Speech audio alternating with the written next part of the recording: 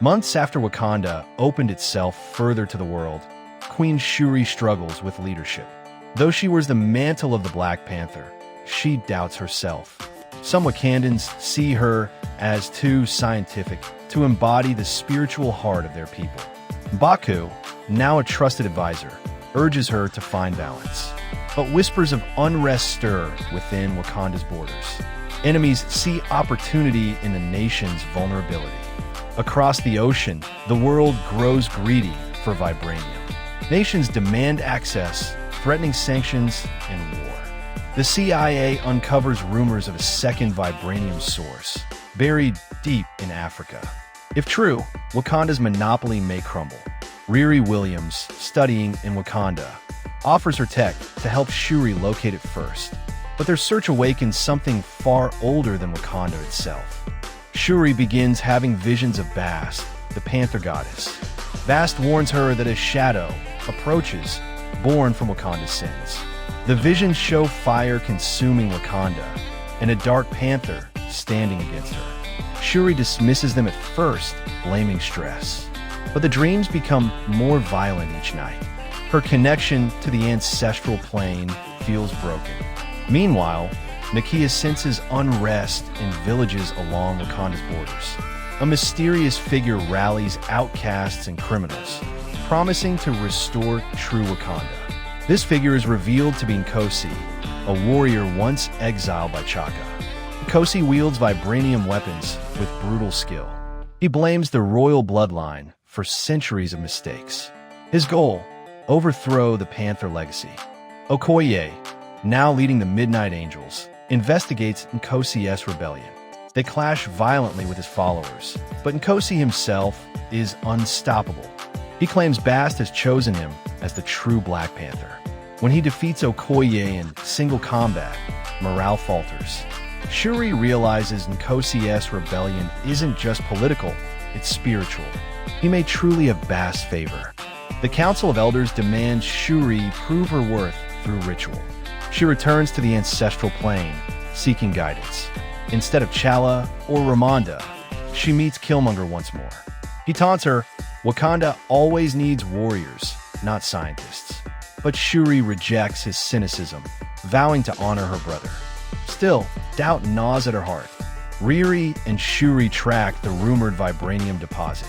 They uncover an ancient temple buried beneath the Congo Basin.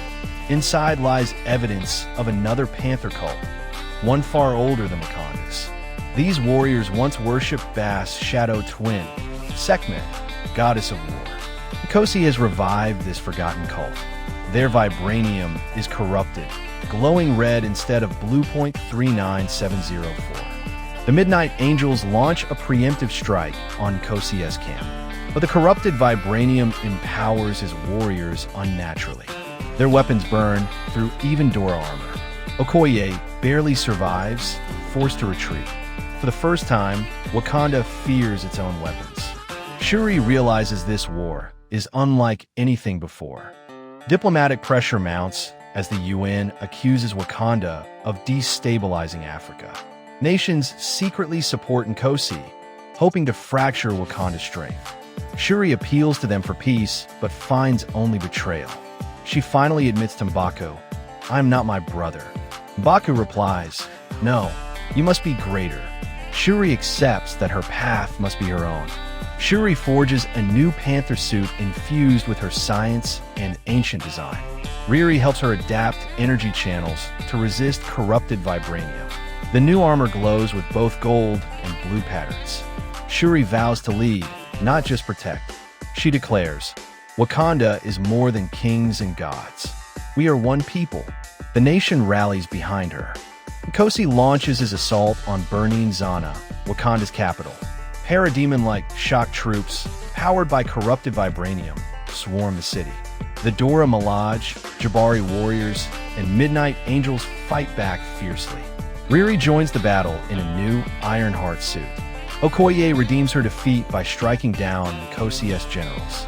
Still, the capital begins to fall. In the chaos, Nkosi challenges Shuri directly. The battle is brutal, claws against blades, science against raw power.